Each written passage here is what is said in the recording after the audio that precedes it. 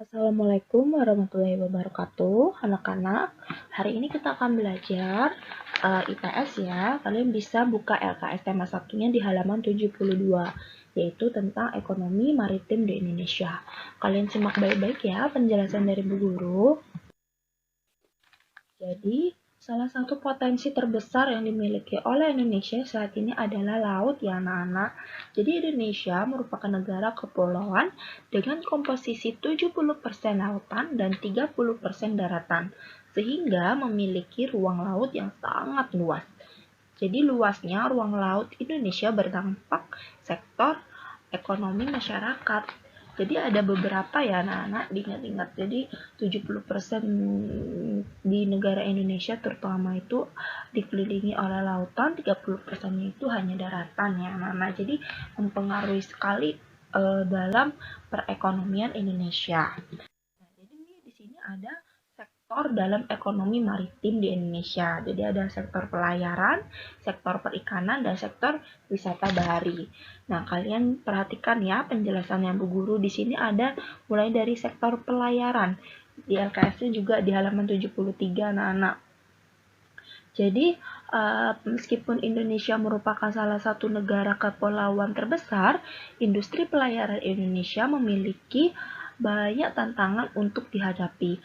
Kondisi pelayaran di Indonesia belum maksimal dalam meningkatkan perekonomian negara.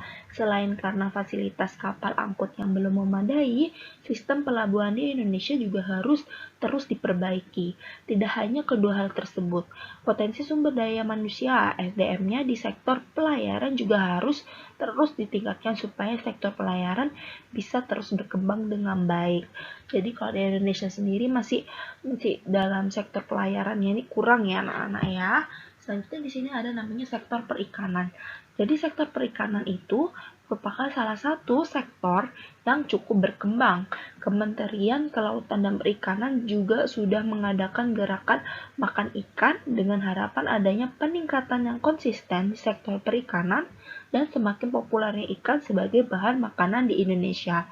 Jadi salah satu bahan pangan yang ada di Indonesia itu yaitu ikan anak-anak. Jadi kalau bisa itu kita juga harus suka makan ikan ya. Selain itu karena untuk perekonomian juga ikan itu baik untuk kecerdasan. Selanjutnya di sini ada namanya sektor wisata bahari. Jadi wisata bahari adalah suatu kegiatan untuk menghabiskan waktu dengan menikmati keindahan dan keunikan wilayah di sepanjang pesisir pantai dan juga lautan. Jika pariwisata bahari di Indonesia dapat dimaksimalkan, ya, akan menimbulkan banyak dampak positif seperti tersedianya banyak lapangan pekerjaan, meningkatnya minat investor di bidang pariwisata, dan meningkatkan devisa negara dengan masuknya wisatawan asing. Salah satu contoh pariwisata bahari adalah Raja Ampat, Papua. Nah, sektor wisata bahari itu ini anak-anak dia memaksimalkan pesisir pantai, juga lautan dibuat secantik dan seindah mungkin agar wisatawan tuh bisa datang. Salah satunya di Raja Ampat. Selain di Raja Ampat juga banyak kok sektor wisata bahari. Contoh misalkan di pantai. Kalian bisa tahu kan di Bali juga banyak sekali.